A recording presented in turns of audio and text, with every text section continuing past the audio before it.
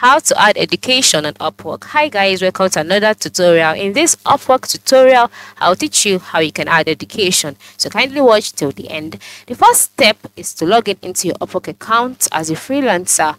Once you're logged in, this is how the page looks like. And then once on this page, you can check out different different jobs that appeals to your role that you've input in your profile. Now, for you to add your education, the next step is to move to the top right corner of the screen and then click on your profile icon. Once you've done this, a box will be displayed. In the box, just click on settings, alright? After clicking on settings, you'll be brought to the settings page.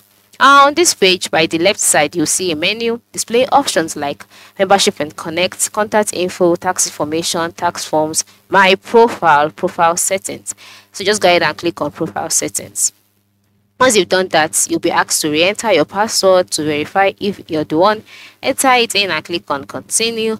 And then once you're done, this is your profile settings page where you can see experience level, categories, specialized profiles, and then you can see linked accounts. Then the next step is to go back to the left side and click on my profile.